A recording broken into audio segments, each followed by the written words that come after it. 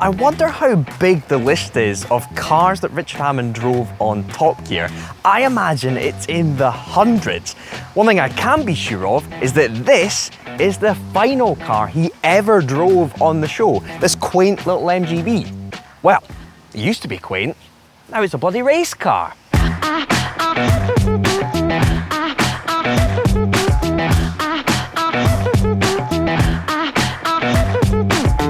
This bee used to be dark blue, but it's now fully liveried up because the Smallest Cogs are going racing.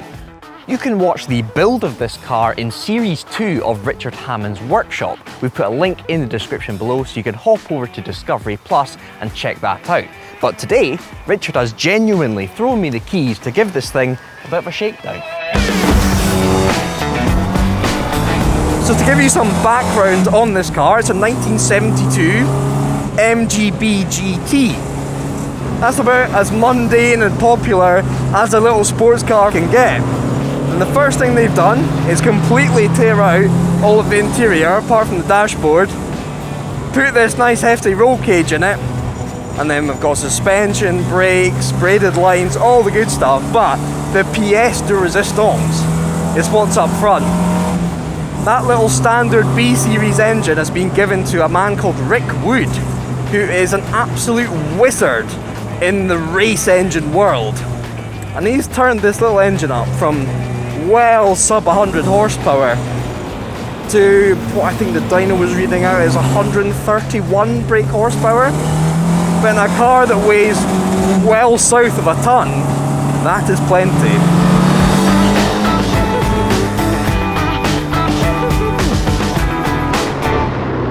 So, Richard has asked me to do 3 bits of homework.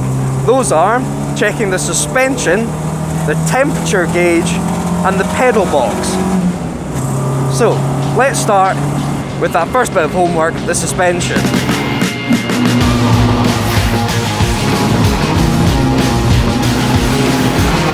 Abby Eaton and Anthony Greenhouse drove this car yesterday, and it was bunny hopping through the corners, especially under power. It was all over the place like this. It was almost as if the car didn't have suspension, and it turned out that was pretty much the case. A couple of mounting brackets in the suspension were mounted back to front, which meant the car had no suspension travel, which is why it was hopping all around the place, and so much so that it actually spat Anthony off the track.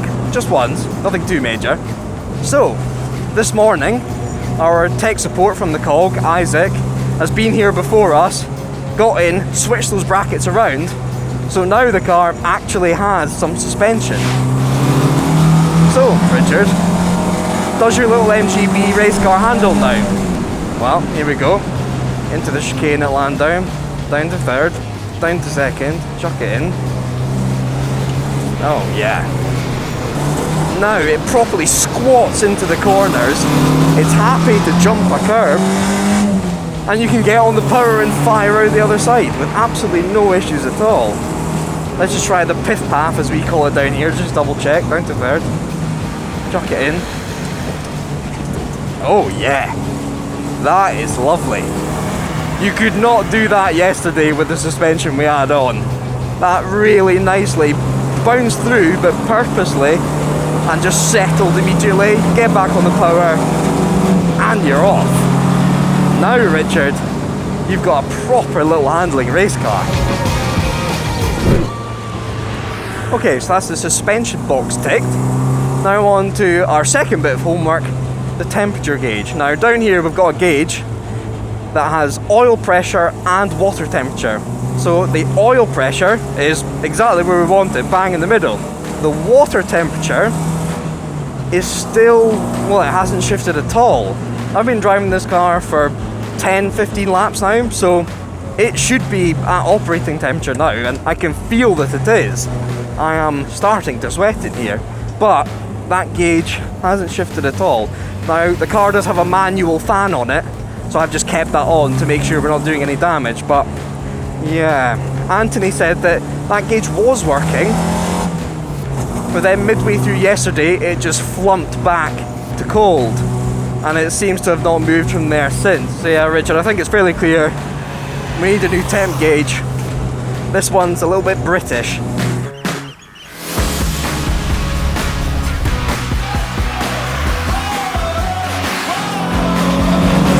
Another gauge issue I've noticed is the speedo doesn't work. Now, that might be on purpose because race cars generally don't need speedos, you just need the revs. But I'd kind of like to see how fast I'm going. So, cogs, that was down to you, I guess.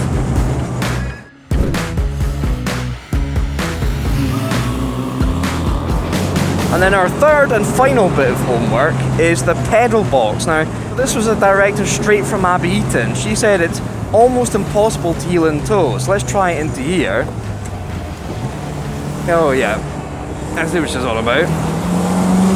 I think it's due to how big the transmission tunnel is in these MGB GTs. Because it's so big, it pushes everything over to the right. So the throttle pedal is far enough right that when you go to heel and toe, like here, yeah, you just can't because the chassis gets in the way. Your heel just clashes against a big lump of metal. Let's try it to here. Yeah, you just can barely flip the throttle at all. You can maybe get a couple of millimeters of your heel on it, but not enough to rev match, and that is something that they're going to want once they're racing, so that they can downshift properly, outbrake people into the corners, because in classic racing that's basically where you can overtake the most. Let's have one more attempt. I'll try and do something weird with my ankle, try and properly articulate it almost 90 degrees to get over that bit of the chassis. Okay, coming up to the chicane now, so down to third. Ooh, I just got a tiny little bip on it there. So you can just touch the throttle, but that is not ideal. It doesn't come naturally, and you're not going to want to be doing that in the middle of a race. So yeah, cogs, I think the pedal box needs to be moved about 2 inches to the left, and it should be bob on. On top of my 3 bits of homework, there was one other test that Richard wanted executed. Now for the extraction test. Can I get out of this little MG in 5 seconds? Get prepared. 3, 2, 1.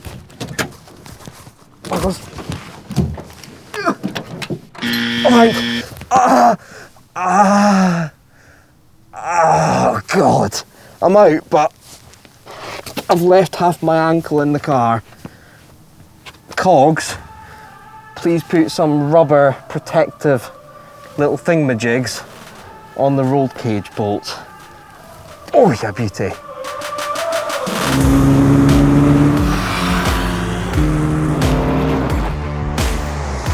I think it's fair to say the cogs have done a cracking job of making their first little race car. This thing is an absolute riot to drive. I guess it's the slightly inverse way to think about it, but it feels like a very, very old MX-5. I think that's a compliment. I'm surprised how quick you can be with a gearbox. Something from the 60s and 70s you'd expect you have to be quite slow and precise with. This, again, just like a modern MX-5, you can just flash through it. This is a fantastic little race car. I mean, I don't have much of a gauge of what the other 1960s stuff will be like, but this feels absolutely spot on.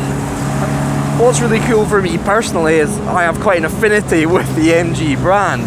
You guys might have seen how much I enjoyed filming content with our DRIVETRIBE MG ZTT, and the reason I have that affinity with MG is my dad had an MGC when I was growing up. In fact, he still has it. That's essentially the straight 6 development of this car, MGC GT. So there's so much in here that I recognise. The gear stick, all the switch gear. I remember operating that wiper switch and that heater switch when I was 5 years old, on the way down to a car show at Silverstone, and then seeing that octagon in front of me on the steering wheel, this beautiful Motolita steering wheel. It doesn't get much better than that for me.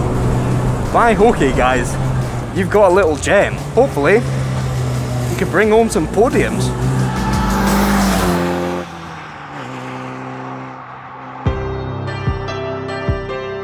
After driving this for the day, I have found another couple of dodgy bits. There's currently cardboard holding in the driver's side window, which isn't great, and the passenger side door handle is a bit shonky. But other than those things, for what I think is a first go at a race car, I think the Smallest Cogs have done a cracking job with this thing. It can be driven hard, lap after lap, and it just keeps trucking, which is exactly what you want, especially from a classic racing car. And again, if you guys want to watch the build and this little car racing, click the link in the description below to watch it in Series 2 of Richard Hammond's workshop on Discovery Plus. This MG may not have had the time to become a legendary Top Gear car, but it could become a legend of the Smallest Cog. All I can really say is, good luck guys.